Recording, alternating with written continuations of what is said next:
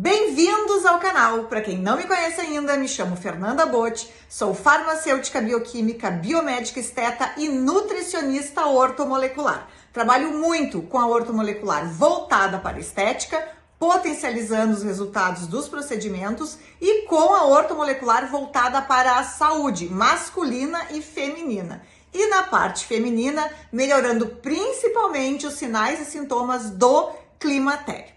Os vídeos que vocês vão assistir a seguir foram retirados lá do meu Instagram e são vídeos que vão falar muito sobre suplementação, sobre estética, sobre saúde, bem-estar e qualidade de vida. Eu tenho certeza que vocês vão adorar cada vídeo. Se você ainda não me segue lá no Instagram, deixei meu arroba aqui para vocês seguirem, lá tem muito material legal, lives incríveis e é por lá também que vocês ficam sabendo de muitas novidades. Para quem for de Porto Alegre, eu sempre faço mensalmente eventos presenciais, convidando palestrantes para falar sobre vários aspectos relacionados à qualidade de vida, à saúde e ao bem-estar. Tenho certeza que vocês vão gostar do próximo vídeo. Mas afinal de contas, o que é este maldito pico de insulina? E por que ele é tão mal falado e tão evitado? Espero que vocês entendam tudo nesse vídeo. E também o que esse pico de insulina tem a ver com a dificuldade da perda de peso, principalmente em mulheres 40 mais, 50 mais, 60 mais. Bom, a insulina é um hormônio produzido pelo pâncreas e liberado em resposta ao consumo de alimentos que se transformam em glicose dentro do organismo. Açúcar, então. Se você consome muitos doces, muitos pães, muitas massas, inclusive alimentos com farinha, tanto a com glúten como a de trigo, quanto as farinhas sem glúten, como farinha de arroz, farinha de milho, farinha de aveia, dentro do nosso organismo, elas vão se transformar em glicose. Se você abusa das frutas, elas sim contém frutose e dentro do organismo vão se transformar em glicose. Isso tudo vai gerar o quê? Um pico de insulina dentro do organismo. E o que a insulina liberada sinaliza para o nosso organismo? Ela sinaliza que a gente tem que estocar, armazenar principalmente energia e gordura. E outra coisa que ela sinaliza muito é o bloqueio da queima de gordura. Por quê? A insulina é um hormônio anabólico, é um hormônio de formação de gordura, consequentemente bloqueia a queima.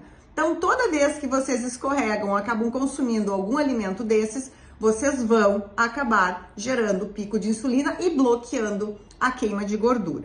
Mas, gente, obviamente nós precisamos ingerir carboidratos, porque eles são fontes de energia para o nosso organismo. A estratégia toda que a gente fala na nutrição é horário certo e correto para ingerir e acompanhado de preferência com muita fibra e proteína, para que esse pico glicêmico, para que esse pico de insulina, ele não seja tão pronunciado, ele seja mais na forma de platô. Isso faz com que você libere glicose ao longo, né, das horas, não forme esse pico de insulina e, consequentemente, inclusive, fique muito mais saciado. Então, a gente bola estratégias de horário, estratégias do que comer junto, para que a gente não tenha a formação desse pico de insulina, né? E junto com este pico de insulina, automaticamente a gente tem muito processo inflamatório associado, né? Que são aquelas citocinas inflamatórias. Por isso que a gente fala tanto de alimentos inflamatórios, né? Então, quem tem doenças autoimunes, quem tem lipedema, a gente tem que controlar muito o processo inflamatório. E cada vez que a gente acaba consumindo esses produtos, né, sem estratégias, a gente acaba liberando muito pico de insulina e provocando muita inflamação.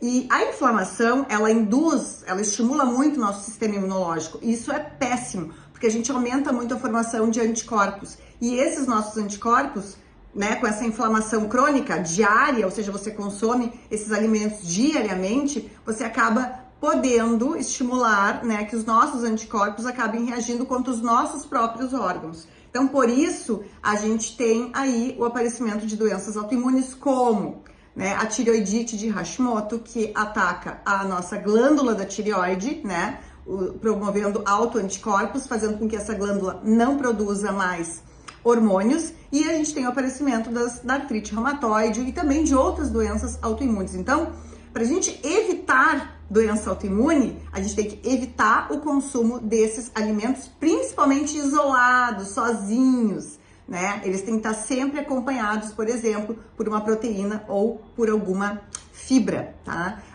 E, obviamente, né, eles então são responsáveis pelo aparecimento de doenças autoimunes. Então agora, por que eu falei antes que o pico de insulina ele não era legal, principalmente nas mulheres 40 mais, 50 mais? Por quê? Quando as mulheres entram no período 40 mais, elas entram no período de climatério, que a gente chama.